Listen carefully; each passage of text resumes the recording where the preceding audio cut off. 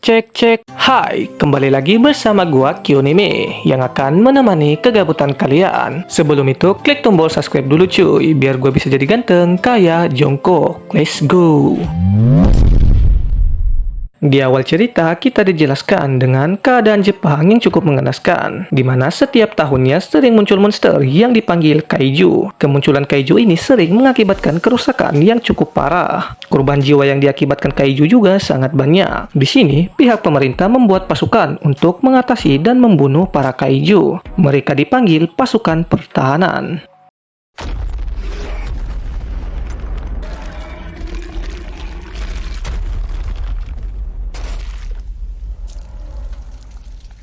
Cerita ini berfokus dengan mas-mas jomblo yang bernama Hibino Kafka yang berprofesi sebagai pembersih. Pembersih di sini bukan membersihkan sampah yang ada di siring jalan, melainkan membersihkan kaiju yang dihabisi sama pasukan pertahanan. Hibino Kafka ini dulunya bermimpi menjadi pasukan pertahanan, tetapi karena tidak memiliki bakat, dia menyerah. Keesokan harinya mereka diperkenalkan dengan anak magang bernama Ichikawa Reno. Pembersih kok magang? Walau terlihat tidak akur, mereka tetap bekerja dengan cukup baik. Ichikawa juga menjelaskan dia mau bergabung dengan pasukan pertahanan. Walau dia gagal, dia tidak akan menyerah. Di sini mereka diserang sama kaiju. Hibino berniat memancing monster burik ini. Tetapi apalah daya, lomba lari sama monster kayak gini. Ibarat lu ngejar si doi yang tidak mencintai. Oke lanjut, di saat-saat seperti ini, flashback dulu nggak sih? Sekitar 10 tahun lalu, Hibino dan teman masa kecilnya berjanji untuk menjadi pasukan pertahanan dan akan saling mendukung satu sama lain. Tetapi beda nasib. Ya, si temannya ini sudah menjadi pasukan pertahanan. Dia juga menjabat sebagai kapten divisi ketiga. Saat mau dimukbang, Ichikawa datang buat nyelamatin. Tapi ya nggak mungkin buat ngalahin monster segede badak ini. Beruntung pasukan pertahanan datang tepat waktu. Si kaiju burik juga bertambah burik. Yang ngalahin si kaiju ternyata teman masa kecilnya yang bernama Mina. Setelahnya di rumah sakit, Ichikawa berterima kasih karena sudah diselamatin. Di sini Hibino mendapatkan motivasi. Dia pingin nyoba sekali lagi buat daftar masuk ke pasukan pertahanan.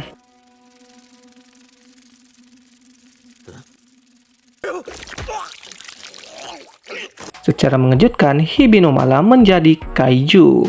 Alhasil semuanya kaget, termasuk gua. Sebelum terjadinya kekacauan, mereka menjauh dari tempat itu. Di sini kita diperlihatkan kekuatan kaiju Hibino yang memiliki banyak wujud. Tidak jauh dari tempat mereka, kaiju muncul dan mengamuk. Para korban juga terjebak di dalam reruntuhan, termasuk anak kecil ini. Sumpah ini kaiju burik ada di mana-mana, cok. Di saat seperti ini, biasanya pahlawan muncul. Adik baik-baik saja adik. Kejap senyum dulu. Ya. Si kaiju burik ini masih hidup dan pertarungan kaiju burik melawan kaiju keren. Mantap.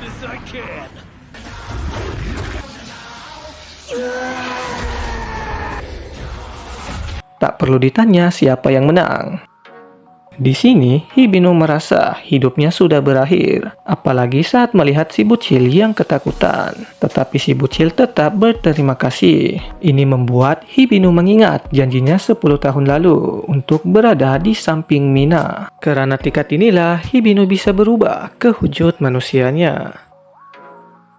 Keesokannya diberitakan, wujud kaiju Hibino diberi nama Kaiju Number 8. Setelahnya, Hibino dan Ichikawa pergi ke markas pasukan pertahanan untuk melakukan ujian tahap kedua. Untuk menjadi pasukan pertahanan harus melewati beberapa ujian. Di sini mereka dihampiri sama gadis bernama Shinomiya. Shinomiya ini pengen ngambil tempat parkir Hibino. Karena Hibino nggak mau nurutin, tinggal diangkat dan dilempar. Mantap!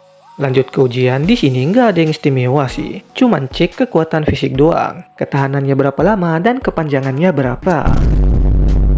Singkatnya, mereka sampai di ujian akhir. Di sini mereka harus memburu kaiju dengan mengenakan seragam anti kaiju. Setelah menggunakan seragam ini, si pengguna bisa mengakses berapa persen kekuatan. Para pemula tidak lebih dari 20%. Ichikawa berhasil mengakses 8% kekuatan. Dan para kandidat yang lain di atas 10%. Tapi MC kita 0%. What? Si wakil kapten divisi aja sampai ngakak habis. Berbeda dengan Shinomiya Kikuru yang berhasil mengakses 46% kekuatan. Ini mah udah pasti lolos sih. Berapa saat setelahnya ujian akhir dimulai. Sesiapa yang bisa membunuh kaiju akan diluluskan. Dan Shinomiya dengan gampangnya menghabisi para kaiju. Maju kalian kaiju burik. Bejir berat banget, Cak. Beban lu tua. Di sini, Hibino sadar diri dengan kekuatannya. Dia nggak mungkin bisa ngebunuh kaiju dengan kekuatan 0%. Jadi, dia berniat jadi support dengan pengalaman yang ia miliki saat menjadi pembersih kaiju. Ia mengetahui titik lemah para kaiju dan menyuruh orang lain menyerang titik itu. Saat asik-asiknya menjalankan strategi, Hibino terkena pukulan manja. Ini membuat Hibino terluka cukup parah. Saat hampir dieliminasi, kaiju itu dihabisi sama Shinomiya. Dengan tingkahnya yang suka merendah. Gua suka sih. Hibino tidak berniat untuk menyerah. Walaupun dia tidak memiliki bakat, sekurang-kurangnya dia pengen ngebantu anak muda berbakat untuk maju. Nyala imsiku. Yo, maju. Berisik lu tua. Singkatnya, para kaiju Kurocho dihabisi dengan mudah sama Shinomiya. Dan kaiju terakhir yang dikatakan paling kuat dihabisi dalam sekali serang. Last one.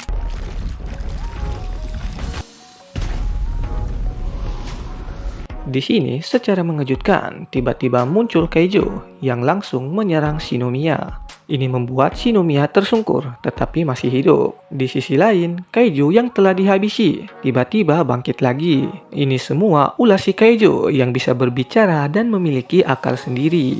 Sebelum si kaiju ini pergi, dia memberi kekuatan ke para kaiju di sana. Shinomiya yang tidak ingin ada korban masih berniat melawan, tapi di sini kita flashback tipis-tipis. Dari kecil Shinomiya ini memiliki pendirian sendiri. Gimana pun caranya, dimanapun dia berada, dia harus tampil kampeki. Walau sikapnya yang suka ngerendahin MC kita, sebenarnya dia tidak ingin sesiapapun mati, tanpa mempedulikan nyawanya sendiri. Di saat-saat hampir-hampir, pelawak kita semua muncul. Setelah cukup lama AFK, tanpa ragu, Hibino langsung berubah ke wujud kaijunya. Adik manis, tolong, jangan kasih tau siapa-siapa. Ini rahasia, Haji Masdi 2 bulan, tolong. Ganggu bangsat. Hibino tidak ingin membuang-buang waktu. Dia berniat menghabisi si kaiju jahat dalam sekali serang.